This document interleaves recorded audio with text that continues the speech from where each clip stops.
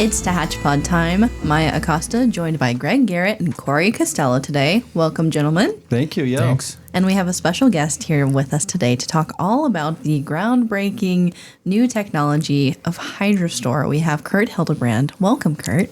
Great. Nice to be here. Thanks for the invite. Of course. So this is such a cool energy company and industry that is kind of burgeoning out in the Mojave area. I am obviously not an expert in this area at all, but can you tell us kind of at face value, at 1,000 feet away, what is your company all about? That was going to be my first question. What does Hydrostor do? Right? So let's start with that. Yeah. Well, we are a long-duration energy storage solution provider. What we do is we develop projects, very large mechanical batteries. We store off-peak energy when the wind's blowing and the load is not there, or the sun's shining and the load is not meeting the supply. So we store that off-peak power for the hours of the day when it's most needed. As California goes to more and more intermittent renewable energy sources on the grid, those are not as dispatchable as we're used to. You can't turn them on if the wind's not blowing or the sun's not shining. So as we go towards 100% renewable energy as a state, we need to be able to store that energy efficiently and in quantity sufficient to have a reliable grid. To date, lithium-ion batteries have been installed around the state on a relatively small scale to store that off-peak energy. We've come up with a technology that we've been working on for over a decade now, advanced compressed air energy storage, and our niche is a longer duration battery. We have at least 8 hours of storage capacity. Our Willow Rock project down north of Rosamond will store 500 megawatts of electricity for 8 hours. It's the largest energy storage project being advanced in North America, and we're real excited to be bringing it here to Kern County. And so it's not the typical battery that you think, a car battery or electric car battery. It's a battery that uses technology underground. So when you say battery, you're talking about compressed air, you're talking about water. So you capture the energy when the wind's blowing, when the sun is shining, and then you use a technology you've created an underground battery technique, right? How does that work? We've taken the best aspects of two older technologies, traditional compressed air energy storage, where you take large compressors, you compress air, and you store it. Traditionally, that's been in salt domes where large underground caverns exist underground. The issue with traditional compressed air energy storage is once you expand that air to generate electricity, you need to reheat it or it will freeze into solid chunks, and that doesn't get along well with high-speed rotating equipment. So natural gas has been used to reheat that air traditionally. What we've done is we've patented a technology where we can extract and store the waste heat when we're compressing a lot of air that generates a lot of waste heat. We store that in the form of hot water. Oh, wow. And then That's nifty. we reuse that heat when we expand the air in the generation process, and we eliminate the need for natural gas and emissions.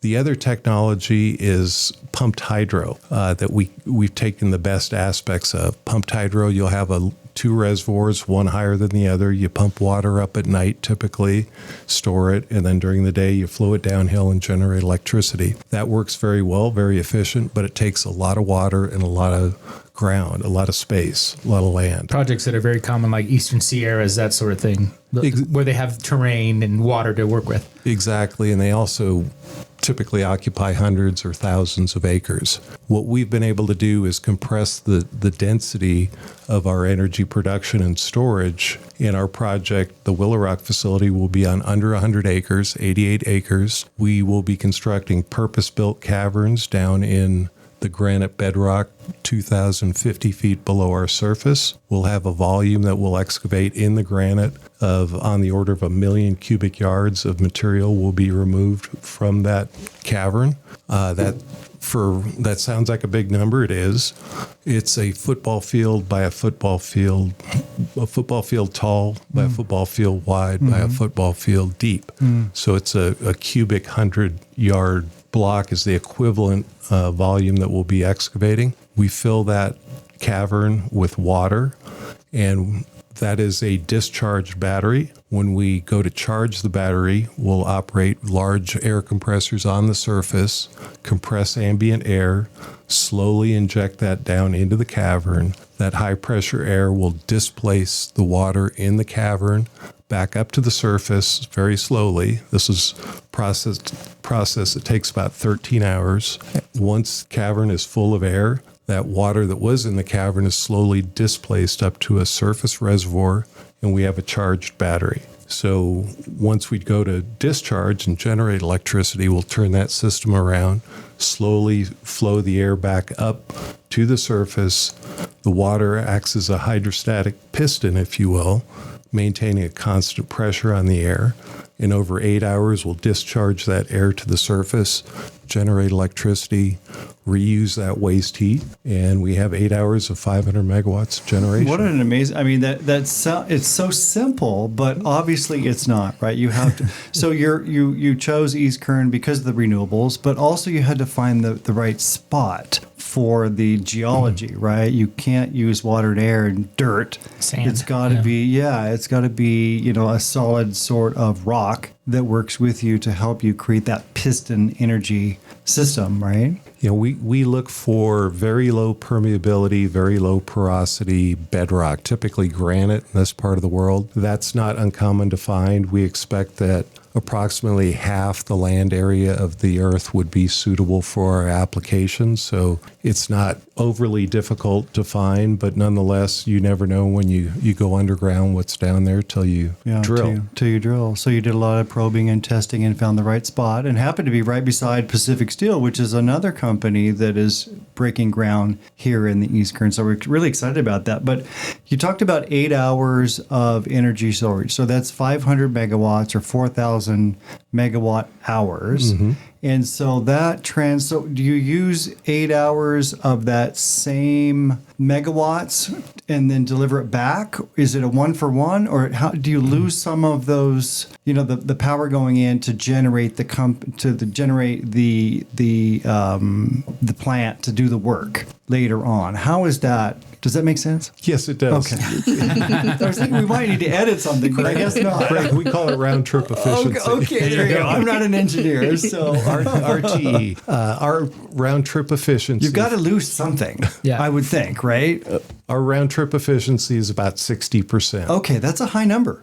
And so for every megawatt we take off the grid to compress the air and run all our facilities, we get about 0.6 megawatt hours back out. Yeah, and I know that transmission is a problem. So whenever there's more power being produced that SCE can't deliver, you can actually take that power and use it for your plant and then produce that power later on at night. So there's a little nifty thing there too also, right? There's a lot of inefficiencies built into our system. Right, but you're going to smooth that system, right? There are certain renewable energy technologies that need to run, and when the load's not there, historically we've been selling that power out of state, sometimes at a negative cost. Right. We're paying folks in Arizona elsewhere to take our excess power. Yeah, that doesn't make any sense. So we're talking about transmission optimization so that you can help our power companies and the state CPUC, that we can all just have a better, more reliable,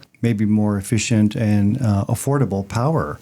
When wind turbines here are curtailed due to lack of load, those same wind turbines can generate, and we can use their power to store air and energy. Yeah, that's really awesome. The fascinating part about this project is the fact that you had a problem, which was sometimes there's too much power in East Kern, too much renewable energy being produced. And of course, there was that one solution you mentioned earlier, it's lithium batteries, but it's hard to mass produce those to the scale you would need. Lithium's a very difficult mineral to find, mine. It's kind of a dirty process in a lot of cases. A lot of it's not here in the U.S. It's elsewhere. It's outside the country. You have to import lithium. It's very expensive. So the cool part about this is you all figured out how to make a battery basically about what's already in the earth and not have to produce a massive, football field size battery field. It's really what attracted me to the company over 5 years ago was the simplicity of it. There's a lot of great ideas to store energy out there. Most of them are complicated. Many of them require new technologies to be developed or applied. We are using off-the-shelf compressors, off-the-shelf turbo expanders, generators, heat exchangers. We're applying them in different ways, but we're not reliant on any new technology to get us in production. And you talked about your efficiency being about 65%, but do you see that in the future as you get going and operating and technology improves, that number could go up? I mean, you could be 70%, 80, 75% as this thing develops. We're currently at 60%. We hope to get closer to 70. There are points of diminishing returns. Sure. We could make it higher, but the cost to do so doesn't really pencil out. So we're working. This is our flagship project in North America, 500 megawatt, 8-hour facility. We have not built one of this size to date, so we're going to learn a lot in the process going along. But we do expect to make improvements. Well, when we're talking about the 60%, it's really 60% more of nothing. Yeah, zero. Because your base is if zero. you're generating energy via wind turbine, it's curtailed, then And you're losing it's money just on it. completely lost, right? There are hours when that is indeed the case, and other hours where it's a very low cost. Right. And the most volatile commodity on Earth is electricity. Until recently, you couldn't store it in quantities, so you either use it or lose it instantly. We now have a capacity to shrink the off-peak and on-peak cost differential by being able to store energy in batteries and facilities like ours, and that will bring down the cost to ratepayers by having more storage capacity online. We were talking about batteries earlier and, the technology and the cost and, all the different things that are required to produce a battery. And I know SCE and other companies have been working on battery storage in that kind of category, but your category is really environmentally friendly, way more so, and it's replacing fossil fuel generation requirements, right? And so metric tons of something, what are you going to, like carbon dioxide, you're going to be removing a lot of carbon dioxide that would have normally been produced in that world. Your technology, your plant is really environmentally friendly. It is. We don't have any greenhouse gas emissions from our operation.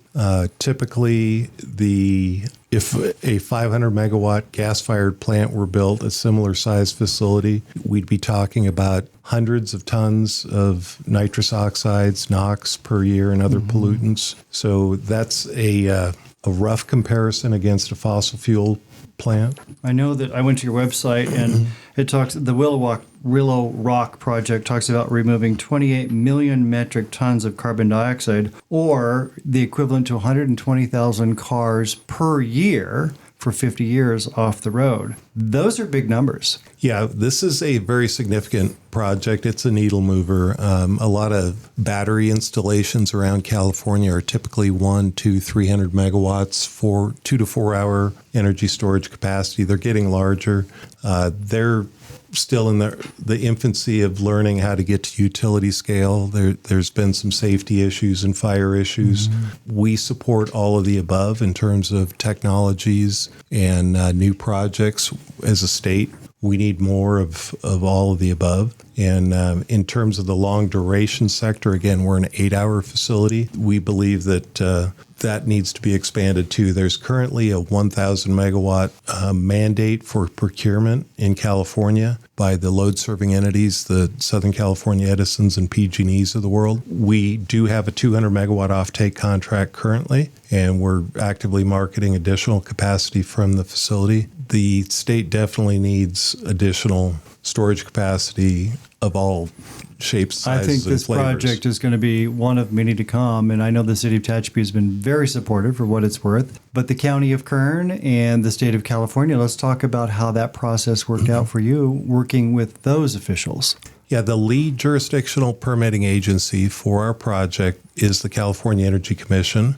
We're currently in the application for certification process for new large thermal power plants, and we filed our formal application with them last July. It's moving forward. We expect a preliminary staff assessment in middle of this month. That's equivalent to a draft EIR.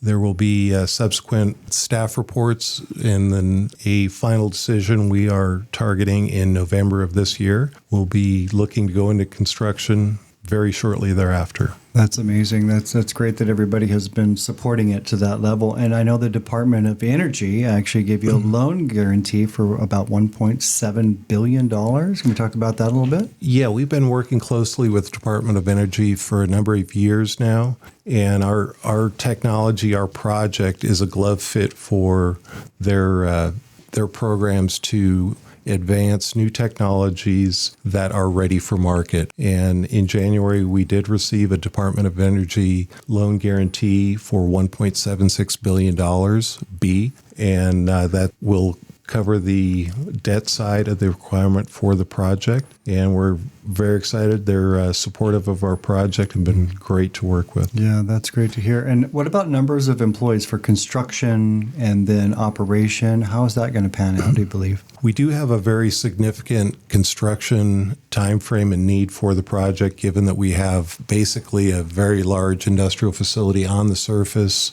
and simultaneously underground. So our construction cycle will be about 4.5 years. We'll have an average workforce of about 250 workers over that period of time, peak workforce of about 700, and these will be family wage union jobs during the construction. During operations and maintenance, we expect about 40 full-time employees inside the fence and a lot of associated knock-on effect positive economics as well. That's great. Excellent. What other Hydrostor as a corporation? I know you guys have projects worldwide. What other sort of things are out there? What other kind of storage projects or projects in general are you guys involved with? We have a sister project in Broken Hill, Australia that we just received final permits on last week. And it's a similar facility, somewhat smaller, but it's located at an existing mine, and it will be going into construction later this year.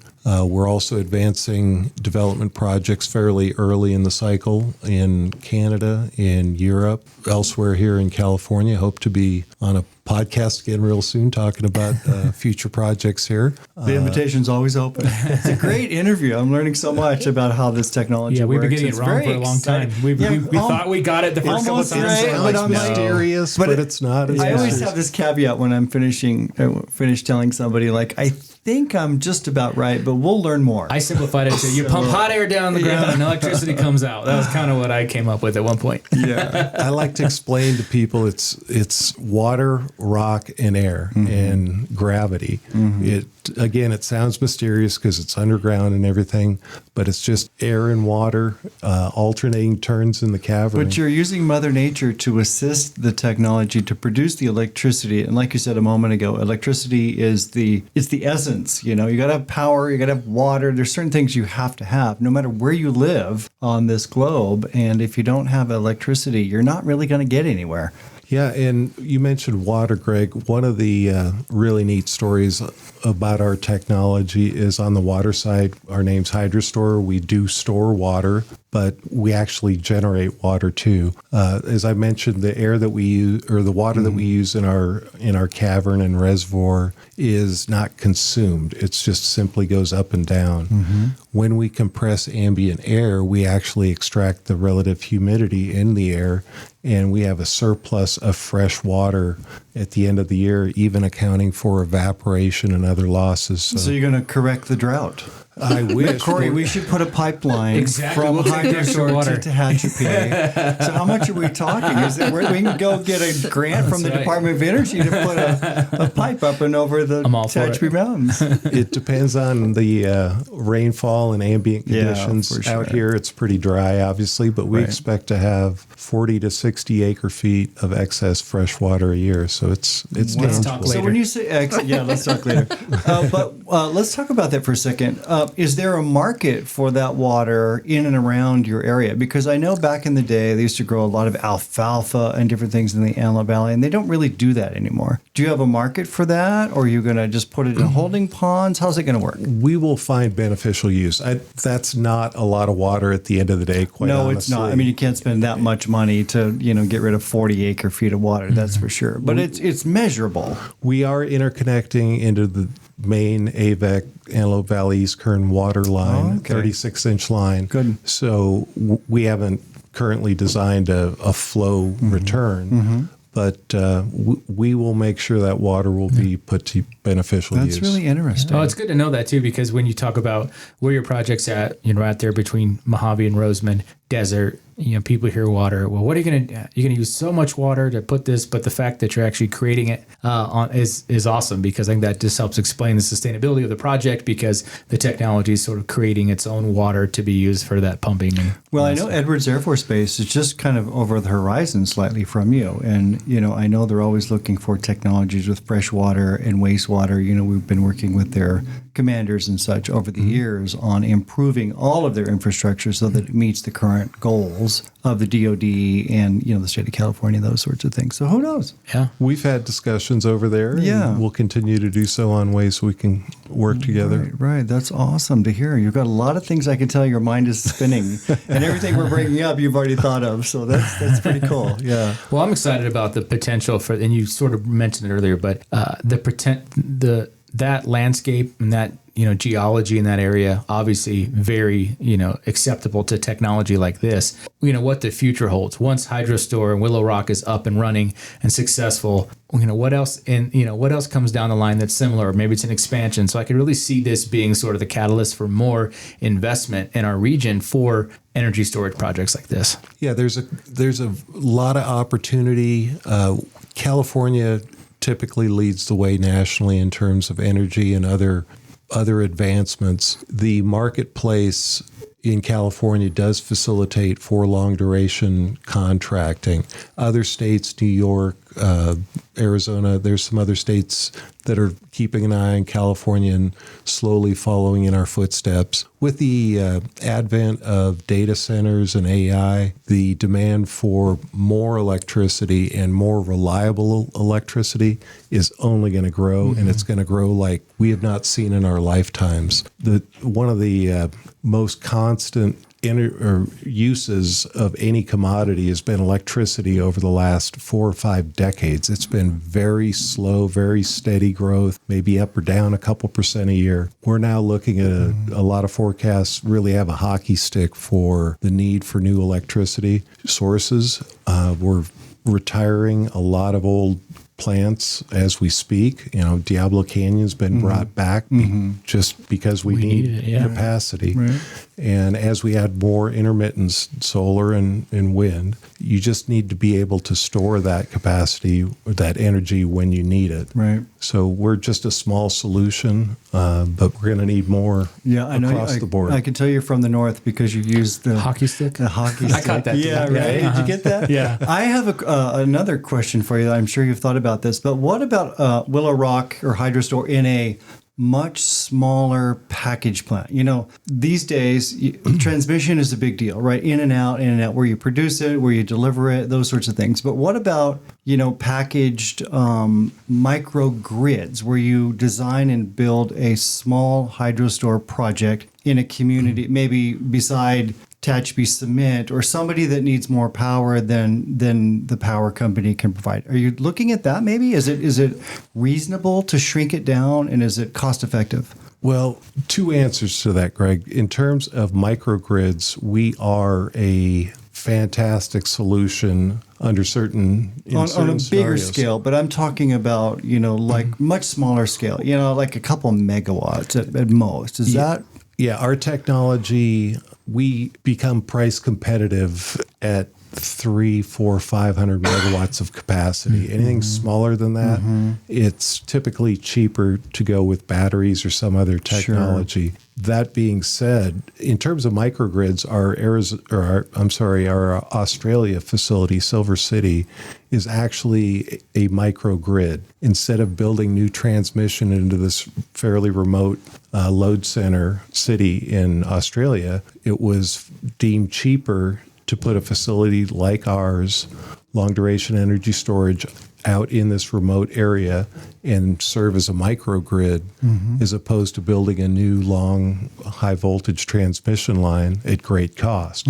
So in terms of microgrids, we can provide those sorts of solutions. In terms of smaller capacity, under 250, 300 megawatts, we really don't compete that well with other alternative technologies. The larger we get, the more price competitive we are. But I could see what your point earlier about the power usage of AI and data centers, where you have a situation where there's 5, 6 data centers in a spot and your technology is used with renewables around it to power those facilities, something like that, at that large scale of 500 megawatts. Yeah, to provide that reliability is vital for those sorts of facilities, and we can certainly do that on a long duration. But the stars have to align. You have to have the transmission in and out. You have to have the need. You have to have the finance. There's so many moving parts. I'm sure that your day is crazy. You're going from podcast to talking Department of Energy to who knows what. This is the best part of his day right now. I know. There's no question about it, right? He's got a big old smile. And I had a pretty good lunch too, Corey. Oh, that's right. This is really interesting. Thank you for being here. It's my pleasure, and we're very excited to be bringing this new technology, our flagship project, to Kern County. Very pleased with the support that we've received locally, and I know Tehachapi is going to benefit just by the economic benefit, right? It's just over the hill, and you talk about the numbers of construction employees and the full-time employees and just building the plant. I guarantee you somebody's going to have to go to Home Depot and buy something at some point, absolutely. right? But really, we offer in Tehachapi, our role in economic development is really just quality of life. We want people to know that we're here and that you can live here, or you can visit, or you can invest in our town. But it's safe with our police department. It's really tidy and clean with our public works department. We communicate with Maya and Key and others, and we are recreate. It's a nice place to visit or live, and that's the role that we play. And so we just really appreciate the partnership. And I can see this project too being, as I look at the future, and whether it's yourself and then your neighbors, Pacific Steel Group, when you're looking at career technical education for young people, to imagine now they have this opportunity to work at a place like Hydrostor with everything that's happening there. Again, Pacific Steel and some of these other sort of really advanced manufacturing energy style jobs that are very, they're very technical. It's the most modern technology. Yeah, it's super modern technology and modern manufacturing. And so it's a great opportunity in the future as kids want to grow up, but then they more likely stay here. That's always been Kern County's big concern with their economic development efforts. We like to do the same as well. It's like you want people to, a lot of folks in Tehachapi grow up here, they leave, they come back, some never come back. But now to kind of have that whole life cycle where you could stay here and have a great career and a really cool job, that's good for the future as we look at that next generation workforce. Corey, we have Saracosa Community College building a college in downtown Tehachapi. Yeah. That doesn't happen very often, right? When's the last time you heard somebody building a college? And they're building a college in the city of Tehachapi. And part of what you provide, maybe you can get together with Saracosa. We've been in close communication with there the you go. There's another meeting that you had, I'm sure, Cal State before you got here. Yeah. Bakersfield. So the technology and getting young men and women, educated in that world so they can come work for you and know what they're going to do or how to do it before they're on the payroll. Yes, like I mentioned, we've been in close communication with That's perfect. the advanced education resources here in the county, and very impressed by the opportunities that they provide. Yeah, Saracosa was really keen on that, what we're just talking about now, getting the young men and women, in the business before they're actually, on the payroll. Yeah. So, yeah, they're all about it. It's a great great educational environment, yeah. Maya, Corey and I have hijacked this. I know Mostly whenever Greg, I have but- you two on the Mostly me? podcast, I'm Oh, just no. moderating in case things go off the rails. Yeah, you'll have to, do time out. She's the Yeah. smooth open Yeah. and close. Oh, you yeah. know? That's my role here today. I'm just taking it all in, learning all about this. Did you have any questions, Maya? Or did we, you guys okay. So just Maya covered takes them this up. information, and then when she hangs out with her friends on the weekend, she's Yeah. the most popular person in the room. right. They're like, she has all the answers. I wonder This if is true. she's giving us any credit No. No. on the weekends. And I wouldn't expect her to. I don't want her to. Like, this is how you. That's how Well, you I'm should going roll. to give Kurt all the credit because you have educated me Yeah. and the listeners alike, I'm sure of it.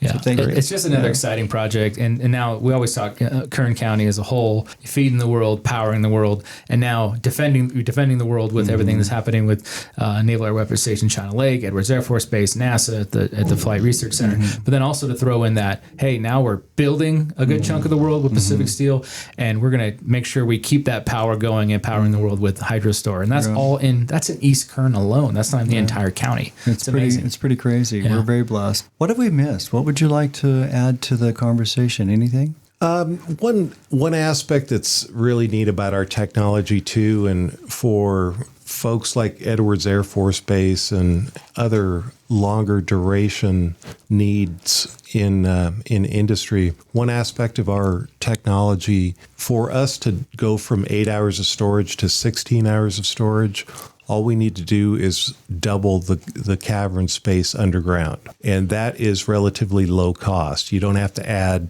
anything on the surface. So if we were at a future date or a future project needing a 24-hour resource or a 1-week resource, really all we need to do is excavate more cavern space.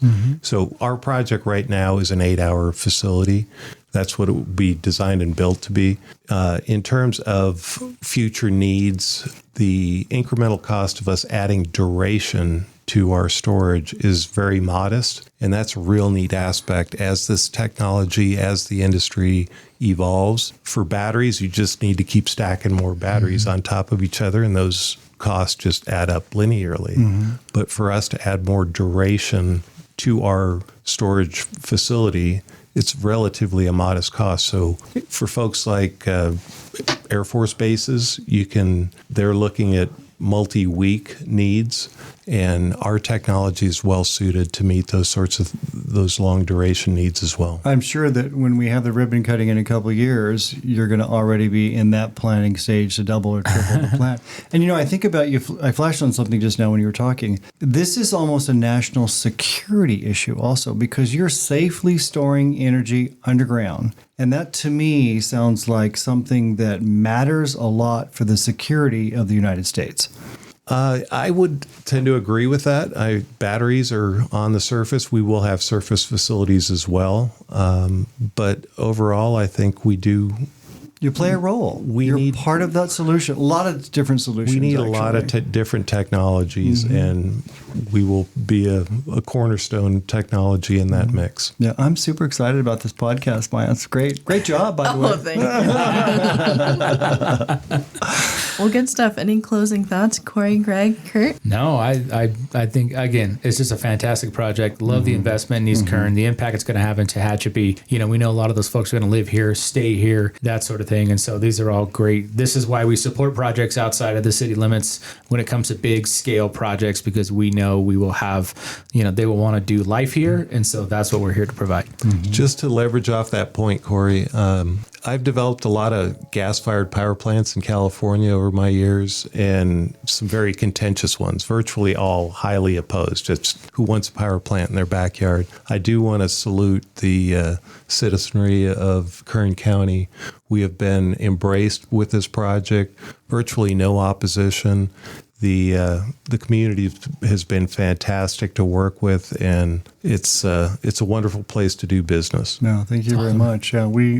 We know a good thing when we see it, and we're here to provide for for all of the citizens of the state and country. So, And we appreciate hosting you. And I know your team comes in, when they come in from Canada and that sort of thing, they usually meet here in Tehachapi. So love the fact that we're, hosting basically, international business travelers for this project. And I'm sure that'll continue. Well, we have great hotels, great restaurants, and great places to meet. So we're always willing to host. That's for sure. Outstanding. Yeah. And everybody, you guys all have my cell phone number. So call me anytime, right? We want to support. What are you doing for dinner? Yeah. Well, wonderful. This is an awesome partnership that, we have with Hydrostor and like you said, East Kern communities are just embracing the technology and the industry.